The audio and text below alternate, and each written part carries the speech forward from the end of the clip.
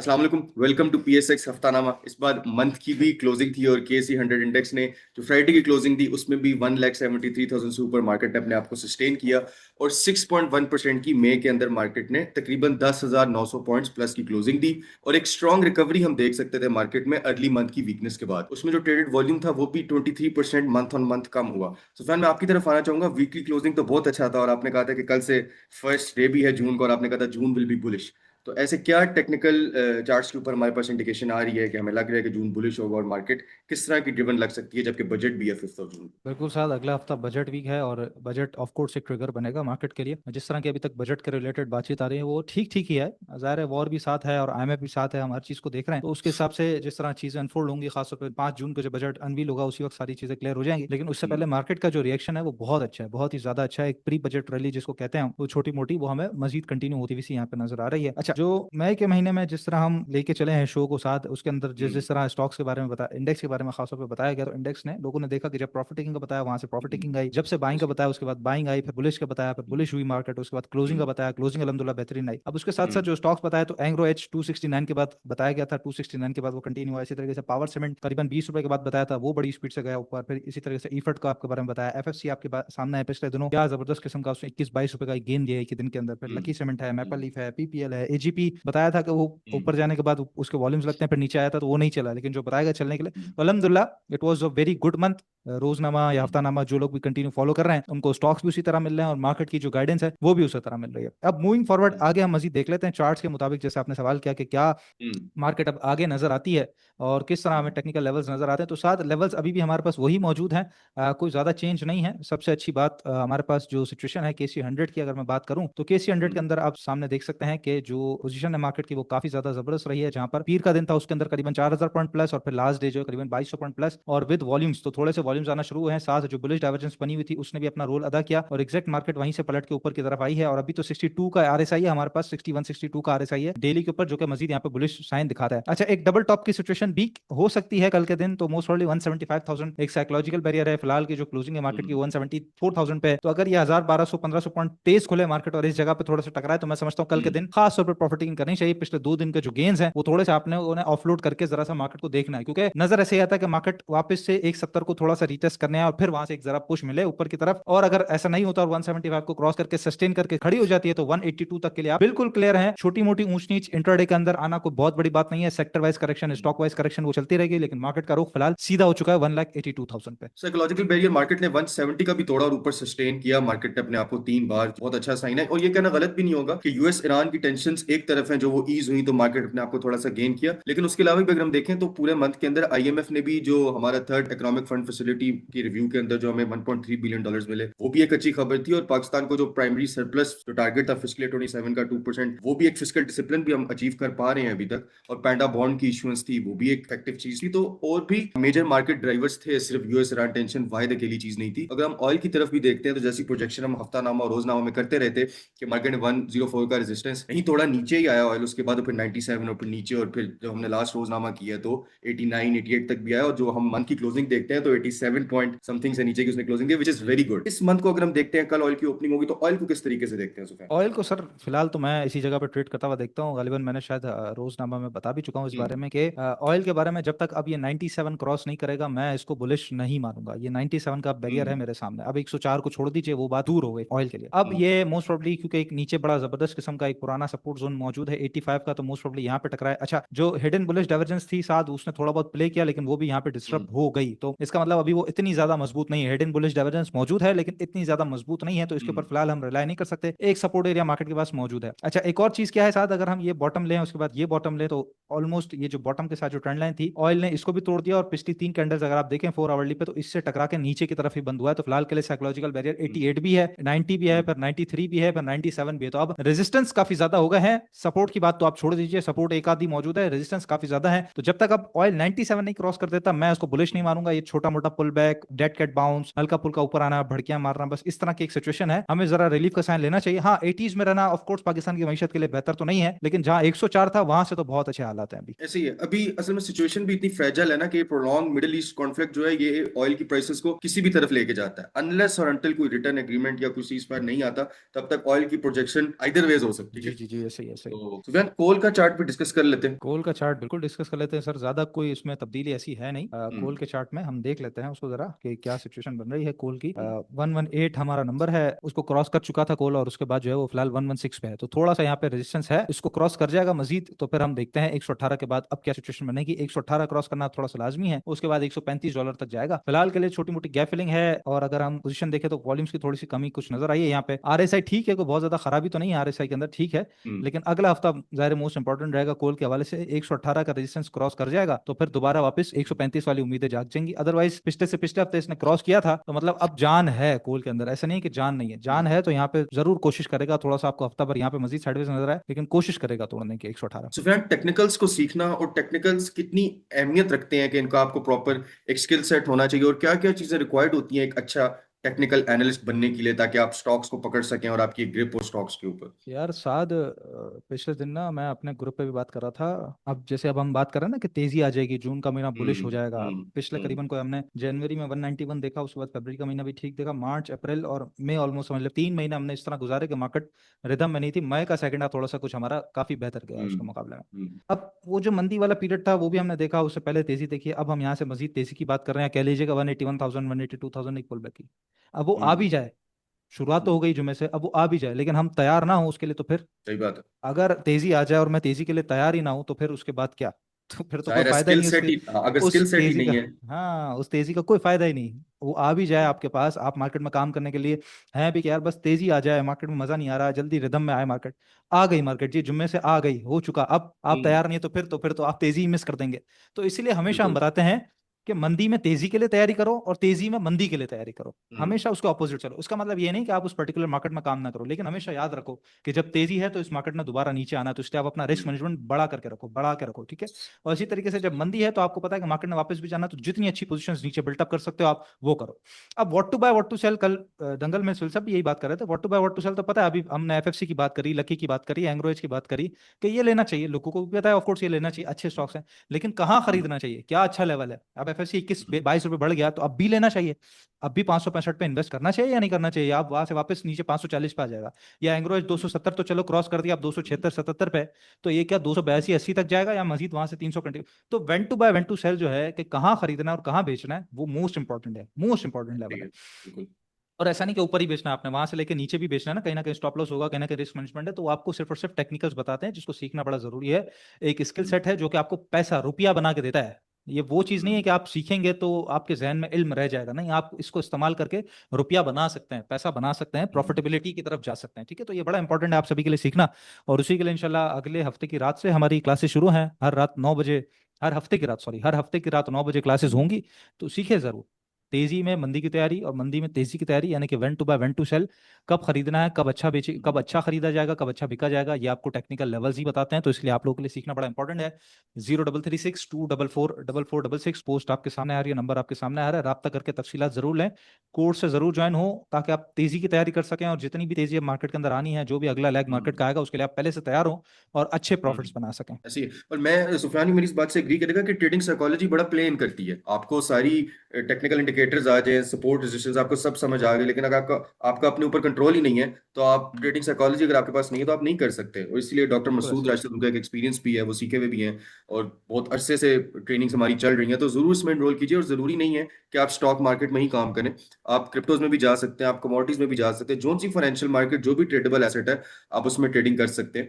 तो इसमें जरूर एनरोल कीजिए। नंबर फैन आपको बता ही दिया, 03362444466। फैन, खबरों की तरफ हम चलें तो गवर्नमेंट जो है 100 बिलियन रुपीज का रिलीफ देना चाहिए एक्सपोर्टर्स को, 1% एडवांस टैक्स रिमूव करके। ये एक अच्छी खबर है, क्योंकि जितने भी ज्यादातर हम टेक्सटाइल एक्सपोर्ट्स को भी देखते हैं और बाकी एक्सपोर्ट्स को भी देखते हैं, वो काफी ज्यादा अफेक्ट होती है, क्योंकि जो टैरिफ्स हैं वो काफी हैं। लेकिन जो प्राइम मिनिस्टर है उनका ये भी कहना है कि वो $60 बिलियन की एक्सपोर्ट टारगेट करें बाय 2029, और उसके लिए ऑफकोर्स कुछ तो डिसीजंस लेने पड़ेंगे, कुछ रिफॉर्म्स लाने पड़ेंगे, ताकि वो एक्सपोर्ट्स जो है वो अचीव की जा सके। टेक्सटाइल में तो साथ ऐसा है ना, टेक्सटाइल के जो एक्सपोर्टर्स हैं वो हमेशा से, मैंने तो रोता वही देखा है जब से मैं स्टॉक मार्केट में हूँ, और जब से खबरें कंटिन्यू हम्म। फॉलो करना शुरू की है। टेक्सटाइल वाले हमेशा रोते हैं कि हमें रिलीफ नहीं मिल रहा, हमें वो नहीं मिल रहा, हमें यूं नहीं मिल रहा। हालांकि एक बहुत बड़ा हमारा सेक्टर है जो एक्सपोर्ट करता है, लेकिन हम्म। फिलहाल अब ये नहीं है। अब सामने फार्मास्यूटिकल हम्म। की भी बहुत बड़ी एक्सपोर्ट्स है, आईटी की बहुत बड़ी एक्सपोर्ट्स है, इसके अलावा फूड हम्म। एक्सपोर्ट भी है, हमारी सर्विसेज एक्सपोर्ट भी है, तो वो भी सब है। हम्म। अगर टेक्सटाइल अपना काम ठीक करते रहेंगे तो अच्छी बात है, गवर्नमेंट रिलीफ दे रही हम्म। है, अगर इस तरह पहुंच जाता है तो बहुत अच्छी बात है। थोड़ा रोना हम्म। गाना अगर कम हो जाए तो हम जरा बेहतरी देख सकते हैं कामों में। ऐसे ही एब्सोल्युटली। लेकिन हम देखते हैं जिस तरह टेक्सटाइल सेक्टर थोड़ा स्ट्रगल करता है, तो स्टॉक मार्केट में भी टेक्सटाइल सेक्टर इधर भी स्ट्रगल ही कर रहा होता है, अगर ही करता क्योंकि है, जहाँ यस। पे टेक्नोलॉजी सेक्टर ने 17% का गेन दे दिया, बल्कि इस महीने के अंदर तो मैंने देखा है कि टेक्नोलॉजी सेक्टर के अंदर भी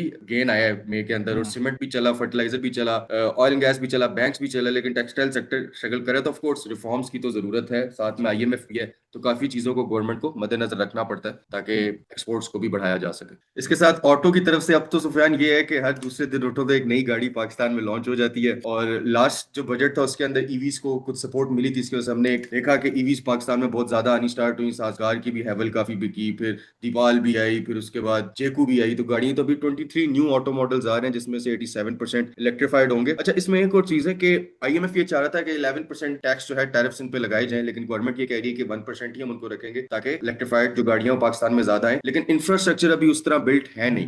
अपफ्रंट बिल्कुल कॉस्ट ज्यादा है, पावर की अवेलेबिलिटी, क्योंकि अभी उस तरह के वो कहते हैं ना जो पावर सेटअप्स भी हैं, वो भी चार्जिंग स्टेशंस भी उस तरीके से नहीं है। लेकिन ऑफ कोर्स जिस हवाले से गाड़ियां आ रही हैं उस हिसाब से रिफॉर्म्स भी आएंगे, और ज्यादा से ज्यादा मेरा ख्याल है चार्जिंग स्टेशंस भी बनेंगे, तो फिर ज्यादा इनकी अवेलेबिलिटी और ईज हो जाएगी। बिल्कुल ऐसे ही साथ कल दंगल में सुहेल साहब जो बता रहे थे, मैं उनकी बात से एग्री करता हूँ कि पाकिस्तान में ऐसा लग रहा है कि रोजाना नई गाड़ियां आ रही हैं। बाकी दुनिया भर में अगर हम देखें तो ये एक चलता रहता है कि गाड़ियों का आना, हम्म। उसके नए मॉडल्स का आना, वो सब चीजें सही है। बात आपकी भी बिल्कुल ठीक है कि इंफ्रास्ट्रक्चर जितना ज्यादा डेवलप्ड होगा तो टैक्सेस वैक्सेस जी। भी कहीं ना कहीं एडजस्ट कर देंगे, लेकिन अगर इंफ्रास्ट्रक्चर ही बिल्ट ना हुआ तो फिर 5 साल बाद पता चला कि वापस ये जब जो आई थी वो सब जा रही हैं, उस तरह ना हो तो ज्यादा बेहतर है। बिल्कुल ऐसे ही है। अभी तो ये मेरा ख्याल है लकी वालों ने नई लॉन्च की है ना, गैक या जीएस, जी जी जी ये जी जी उसमें जी। ये भी आ रही है। अब लेट्स सी ये किस तरह compete करती है, मार्केट के अंदर भी आएगी। मेरा तो ख्याल है अभी भी सारी चीजें मेन आइज टुवर्ड्स बजट ही हैं, बजट के ऑफ बाद ही कोर्स। पता चलेगा इससे किस सेक्टर को कितनी ईज मिलती है और फिर किस तरीके से चीजें चलती हैं आगे। बिल्कुल ऐसे ही, बिल्कुल ऐसे ही। सुफियान, बजट की तरफ से भी आ रहा है कि 17.1 ट्रिलियन बजट जो है प्रपोज किया गया है फिस्कल ईयर 27 का। गवर्नमेंट जो है जो ग्रोथ टारगेट कर रही है वो 4.1% टारगेट कर रही है। तो क्या ख्याल है इस पे, जो टोटल साइज जो बजट के लिए डेडिकेट किया यार गया है साद 17.1 ट्रिलियन? मैं हाँ, मैं जिस तरह बजट को देख रहा हूँ, मैं बजट में नंबर्स को देख ही नहीं रहा, मैं बजट में देख रहा हम्म। हूँ आईएमएफ। अगर तो हम्म। आईएमएफ साथ है और जिस तरह पीछे एस्टेब्लिशमेंट ने काम किया है अब तक, अगर तो ये हम्म। अब फ्रंट खड़े हुए हैं पाकिस्तान के साथ, तो हम्म। स्टेबिलिटी हमारी रहेगी। और मार्केट को हमेशा स्टेबिलिटी ही पसंद है। मार्केट को ये हम्म। जीडीपी का नंबर्स, इतना बजट रखा गया, इतना वो रखा, ये सब कंफ्यूज करता है हमेशा आम पब्लिक को, हम्म। मुझे कंफ्यूज करता है कि अच्छा अब इतना कौन समझे, इतना कौन चले, क्योंकि वो हमारी एक आदत नहीं है उस तरह। हम ज्यादातर काम हम्म। करते हैं, मार्केट को जो पसंद है ऑफकोर्स वो स्टेबिलिटी पसंद है। जस्ट लाइक वॉर की सिचुएशन में आपने देखा बड़ी अनस्टेबल हो गई मार्केट, लेकिन जो जो आप रिदम बन रहा है पीस डील का, तो मार्केट वापस स्टेबिलिटी की तरफ आई है, थोड़ा सा रिकवरी की तरफ आई। तो आईएमएफ वाला बजट है, आईएमएफ जब तक साथ है इसका मतलब स्टेबिलिटी रहेगी, स्टेबिलिटी रहेगी तो मार्केट्स प्रोलॉन्ग करती रहेंगी, इसी तरह अच्छी चलती रहेंगी। मार्केट को हमेशा स्टेबिलिटी पसंद है। बिल्कुल ऐसे ही है। अब सेक्टर वाइज भी इसका एक इम्पैक्ट तो आएगा ही जब बजट आएगा। उसके बाद जो एफबीआर की टैक्स कलेक्शन है वो भी एक्सपेक्टेड 3.3 ट्रिलियन है। हमेशा एक डेफिसिट रहता ही है टैक्स कलेक्शन के अंदर हमारा। और जो रिलीफ है वो सैलरी क्लास को कह रहे हैं इस बार के, कॉर्पोरेट सेक्टर्स को, सैलरी क्लास को भी रिलीफ प्रोवाइड किया जाएगा। और हमारा जो बजट आएगा गवर्नमेंट की तरफ से भी यही है कि आईएमएफ लेड ही फिस्कल, जी जो हमारा बजट होगा आईएमएफ लेड ही होगा। But let's see how the situation unfolds आगे जाके। सुफियान, आज की टॉप पिक्स की तरफ चलते हैं ऑडियंस के लिए, जो बिल्कुल आज हमारी बिल्कुल टॉप साथ, पिक्स। बिल्कुल टॉप पिक्स की तरफ हम चलते हैं। टॉप पिक्स के अंदर हमारे पास आज जो स्टॉक्स हैं उसके अंदर हमारे पास है लोटे केमिकल और डीजी खान। इन दोनों का सेटअप मैं जरा आपको बता देता हूँ कि क्या कह रहा है हमें। और सबसे पहले हमारे पास लोटे केमिकल पिछले दिनों काफी अच्छा ट्रेड किया है। अगर आप वॉल्यूम्स देखेंगे तो वॉल्यूम से आपको अंदाजा हो जाएगा, पिछले दिन काफी जबरदस्त किस्म का ट्रेड किया है। अच्छा, इसके अंदर भी थोड़ी सी सिचुएशन अगर मैं वॉल्यूम्स के हवाले से बताऊं साथ, तो जिस तरह एजीपी पे हमने डिस्कस किया था, तो यही आप देखें वॉल्यूम्स बढ़े, स्टॉक बढ़ा, उसके बाद फिर नीचे आ गया। तो इसी तरह एक हम्म। सिचुएशन यहाँ पे हुई। फिर यहाँ भी हमने देखा बड़े सारे वॉल्यूम लगे और उसके बाद फिर नीचे आ गया। अच्छा, उससे पहले अगर हम हम्म। जाएं तो यहाँ पे काफी सारे वॉल्यूम लगे, लेकिन वो साइडवेज रहा अच्छा खासा अरसा, फिर उसके बाद बढ़ना शुरू हुआ। फिर अगर मजीद पीछे आ जाए हम, तो यहाँ भी थोड़े से वॉल्यूम्स लगे, उसके बाद फिर यहाँ पे नीचे आ गया। तो ये जरा एक इसके अंदर थोड़ा सा रहता है कि वॉल्यूम्स लगने के बाद स्टॉक थोड़ा सा डाउन साइड पे आता है। अभी की जो सिचुएशन है ऑफकोर्स, एक तो ये ऊपर से ट्रेंड लाइन गिर रही है, तो इसका ब्रेकआउट होना बड़ा इंपॉर्टेंट है, बहुत ज्यादा इंपॉर्टेंट है। साथ फिर ये है कि यहाँ पर जो हमारा एक अप ट्रेंड का चैनल है जो कि 2024 से चल रहा है, तो इस अप ट्रेंड के चैनल में भी वापस आएगा, जो कि इसका जो पिछले दिन का हाई था 30 रुपए 30 पैसे, तो 30 रुपए 50 पैसे आप समझ लीजिए करंट रेट। ठीक है, लेकिन मैं समझता हूँ उनके लिए ठीक है जिनके पास ऑलरेडी रखा हुआ है। तो अगर 30 रुपए 50 पैसे के करीब करीब रेजिस्ट कर रहा है, तो जिनके पास रखा हुआ है वो बेचेंगे। नई बाइंग 30 रुपए 50 पैसे के बाद ही होगी, जहां पे टारगेट एरिया 34 रुपए 40 पैसे तक है। और उसके बाद मजीद अगर आगे कंटिन्यू करेंगे तो जो चैनल टॉप बनता है करीबन 37 रुपए 37 रुपीज तक बनता है। जान इसके हम्म। अंदर बहुत है, लेकिन पिछला थोड़ा सा हम हिस्ट्री को रिपीट करेंगे, हिस्ट्री हमेशा राइम करती है। तो अगर उस तरह की सिचुएशन हुई तो दोबारा नीचे मिल सकता है, इसीलिए हम्म। कंडीशनल बाइंग है 30 रुपए 50 पैसे की लोटे केमिकल के अंदर। दूसरा स्टॉक के साथ हमारे पास डीजी खान सीमेंट। अच्छा, डीजी खान सीमेंट में क्या सिचुएशन है कि एक तो ये ऊपर से जो ट्रेंड लाइन गिर रही है, तो उसका जो ब्रेकआउट है वो करीबन 205 पे। अच्छा, पिछला जो इसने हाई लगाया था वहां से अगर हम देखें तो पिछले दिन ब्रेकआउट दे चुका, तो ये एक ब्रेकआउट हो गया है, लेकिन असल कंफर्मेशन आएगी 205 के बाद। तो इसके अंदर भी कंडीशनल बाइंग हमारे पास 205 रुपए ही है, 205 से ऊपर ही इसके अंदर बाइंग करेंगे। अच्छा, इसके पास जो इंपॉर्टेंट सपोर्ट जोन है साथ, वो ईमा 100 और ईमा 200, दोनों से आप देख हम्म। सकते हैं कि यहाँ पर बड़ा जबरदस्त किस्म का इसने पिछले दिन सपोर्ट लिया।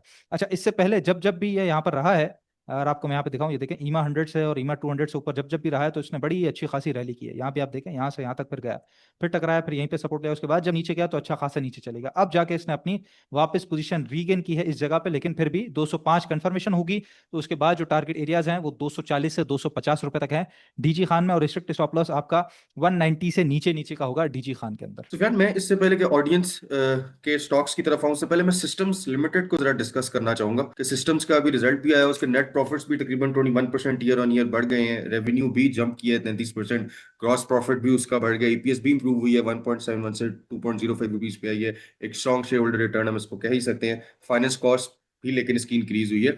तो ओवरऑल ऐसे प्रॉफिट बिफोर टैक्स भी इसका इंक्रीज हुआ है। तो टेक्निकली अगर हम देखें ट्रेडिंग के हवाले से, सिस्टम्स हमें चार्ट्स पे क्या बताता सिस्टम्स की पोजीशन साथ इस वक्त जो करंट रेट है वो 149.88 है, और है? एक हम कह सकते हैं कि ये बिल्कुल जब से जंग के बाद से थोड़ा सा ऊपर आया तो एक ये साइडवेज की हम्म। पोजीशन मौजूद है इसके अंदर, ठीक है। हम्म। साइडवेज की हम्म। पोजीशन मौजूद है। अगर हम वॉल्यूम्स की बात करें तो ना होने के बराबर है। आरएसआई नीचे की तरफ है, कोई खास ऐसी कोई सिचुएशन नजर नहीं आती। एक हिडन बुलिश डाइवर्जेंस बहुत छोटी सी है, लेकिन जो सबसे इंपॉर्टेंट चीज है साथ वो है इसकी ये नेकलाइन। ये अगर आप देखें तो इनवर्स हेड एंड शोल्डर है, जहां पर ये शोल्डर, फिर उसके बाद ये हेड बन रहा है, उसके बाद फिर ये एक शोल्डर बन रहा है और हम्म। ये शोल्डर यहाँ पे क्रॉस होगा। तो ये असल जो ब्रेकआउट होगा इसका वो शोल्डर क्रॉस होने के बाद, यानी कि 155 रुपए के बाद, जो कि अगर हम इस साइडवेज की भी पोजीशन को कंटिन्यू करके चलें तो इसका ये रेजिस्टेंस जोन ही बनता है ऑलमोस्ट, ठीक है। तो रेजिस्टेंस हम्म। प्लस ये इनवर्स हेड एंड शोल्डर अगर टूट गया तो फिर 174 की कहानी है इसकी। अदरवाइज फिर ये नीचे कहीं ना कहीं 143 142 पे सस्टेन होकर थोड़ा सा इस साइडवेज को मजीद कंटिन्यू करे, फिर कहीं ना कहीं इसके अंदर जंप लगे। तो फिलहाल मैं समझता हूं कि साइडवेज मजीद कंटिन्यू हो सकता है जब तक 155 क्रॉस करके इसका inverse head and shoulder breakout नहीं होता। हम्म। बिल्कुल सही है। तो अब हम चलते हैं ऑडियंस के कमेंट्स की तरफ। दो स्टॉक्स हैं, पहले साजगार है। साजगार बिल्कुल ठीक है जी, इसको देख लेते हैं। अच्छा, साजगार के अंदर ऊपर से ये ट्रेंड लाइन चल रही है, इसका बिल्कुल ब्रेकआउट की पोजीशन इसके अंदर हमें नजर आती है यहाँ पर अगर हम देखें। और जहां तक बात रही इसके वॉल्यूम्स की, तो अच्छे वॉल्यूम्स हैं, ठीक है, वॉल्यूम्स पिछले दिनों भी बड़े हैं। आरएसआई भी बिल्कुल ठीक चल रहा है, ऊपर से एक अच्छी खासी अगर हम यहाँ पे अगर देखें पोजीशन, तो एक जबरदस्त किस्म की ट्रेंड लाइन का भी सपोर्ट इसके पास मौजूद है। तो बिल्कुल ब्रेकआउट की सिचुएशन पे है। ब्रेकआउट जो होगा वो पिछले दिन का जो हाई है 2240 रुपए वही होगा ऑफकोर्स। अच्छा, इसके अंदर एक और सिचुएशन भी है साथ, अगर इसका स्विंग हाई से स्विंग लो तक अगर हम फिबोनाची देखते हैं हम्म। तो 0.786% जो बताता है वो भी 2275 रुपए बताता है। तो 2250 से 2275 ये एरिया बड़ा इंपॉर्टेंट है, इसको क्रॉस कर जाएगा तो बुलिश टेरिटरी में दोबारा दाखिल हो जाएगा, जहां पे जो टारगेट एरियाज हैं इसके वो दोबारा 2400 रुपए तक हमें नजर आएंगे। जिसमें पहला टारगेट एरिया तो ऑफकोर्स हमारे पास ये करीबन करीबन आप समझ लीजिए कि 2350 रुपए है, फिर उसके बाद 2412 रुपए, और फिर उसके बाद 2475 रुपए। तो 2480 रुपए तक हम इसको कंटिन्यू करके चल सकते हैं। 2250 के बाद से आप इसको नजर में रखें, वो ब्रेकआउट की सिचुएशन कंटिन्यू होगी। फिबोनाची के हिसाब से भी 2275 पे इसका ब्रेकआउट बनता है, और फिर 2480 यानी कि मजीद 200 रुपए ऊपर की गुंजाइश इसके अंदर बनेगी। ठीक है, और इसके बाद एबट है हमारे पास, उसको भी एबट, डिस्कस। एबट, अच्छा, फार्मा के सवालात काफी सारे लोग कर रहे हैं, बड़ी अच्छी बात है। अच्छा, एबट के अंदर साथ बड़ी जबरदस्त इंटरेस्टिंग एक सिचुएशन नजर आई है। यहाँ पे पिछला इसका हम्म। एक हाई लगते थे, दो दफा यहाँ पे डबल टॉप इसका लगा था, करीबन करीबन आप समझ लीजिए 850 रुपए के करीब करीब, 850 रुपए करीब करीब। अच्छा, फिर उसके बाद ये ऊपर गया, पिछले साल जंग में आया, जंग के दौरान जब नीचे आया तो इसी एरिया के करीब इसने सपोर्ट लिया और फिर यहाँ से वापस बढ़ गया। अच्छा, बढ़ने के बाद इसने उसी जगह पे हाई लगाया, तो ऑलमोस्ट आप कह लीजिए कि ऊपर अगर हम कहें तो यहाँ पर ये जो एरिया है 1300 रुपए का, यहाँ पे डबल टॉप की ट्रिपल टॉप की सिचुएशन तो मौजूद है, ठीक है। अच्छा, अब जब वापस आया जंग के दौरान तो फिर एग्जैक्ट उसी एरिया के करीब करीब इसने सपोर्ट लिया है। तो अब सपोर्ट ले लिया तो बहुत अच्छा तगड़ा सपोर्ट है, मतलब कि अगर यहाँ से क्रॉस नहीं करता लेकिन दोबारा अगर 850 पे मिलता है तो मैं समझता हूँ वो भी बहुत अच्छा बाइंग एरिया होगा। फिलहाल के लिए नीचे से सपोर्ट, और फिर साथ अगर हम देखें तो इतना बड़ा वॉल्यूम पिछले दिन जो लगा है तो एक इंडिकेशन है, और साथ आरएसआई भी अच्छा खासा ऊपर है, एक इंडिकेशन है कि इंटरेस्ट दोबारा इसके अंदर जनरेट हुआ है। थोड़ा सा इंतजार करें जी, अगर ये क्रॉस कर जाता है 900 रुपए का एरिया, 900, 910, 915, तो फिर इसके अंदर काम करेंगे तो आपके पास जो गुंजाइश है वो 1014 रुपए तक की एक ऊपर की गुंजाइश है। और फिर उसके बाद मजीद अगर ये कंटिन्यू करता है तो 1100 1120 रुपए तक आप इसको कंटिन्यू कर सकते हैं। आफ्टर 915 क्रॉस होने दें तो फिर इसके अंदर हम्म। कंडीशनल बाइंग करके ऊपर की तरफ काम कर सकते हैं। कल पहला दिन है, नए महीने का पहला ट्रेडिंग सेशन होगा कल। अब मई की तरफ देखते हैं तो कुछ हद तक कह सकते हैं कि सेकंड हाफ जो था महीने का वो एक कुछ हद तक रिकवरी भी रहा। मार्केट ने 10,900 पॉइंट्स प्लस की क्लोजिंग भी दी, उसकी कुछ सीजन आईएमएफ की सपोर्ट भी थी और कुछ इंप्रूविंग जियोपॉलिटिकल सेंटिमेंट्स हम कह सकते हैं, लेकिन फिर डिटोरिएट भी हुए। लेकिन इन्वेस्टर्स का और सबका और मार्केट का भी मेन ध्यान जो होगा वो ज्यादा अभी वो बजट पे होगा, ऑयल प्राइसेस पे होगा, और जो इवॉल्विंग यूएस ईरान सिचुएशंस हैं ये मार्केट को की ड्राइव कर सकते हैं। तो मेरा ये मानना है कि आने वाला ये जो हफ्ता है काफी अहमियत रखेगा मार्केट के लिए भी और ऑयल की ओपनिंग के लिए भी। और फ्राइडे के बाद से सिचुएशन मजीद मार्केट की डिफाइन हो जाएगी और एक डायरेक्शन मार्केट को ज्यादा मिल जाएगी। ये था आज का PS6 हफ्तानामा। उम्मीद है आपको पसंद आया होगा। आपसे मुलाकात होगी कल रोजनामा के अंदर। कोई भी आपका सवाल हुआ कमेंट्स में जरूर ड्रॉप कीजिएगा, हम जरूर डिस्कस करेंगे। तब तक के लिए मुझे और सुफियान को इजाजत दीजिए। अल्लाह हाफिज।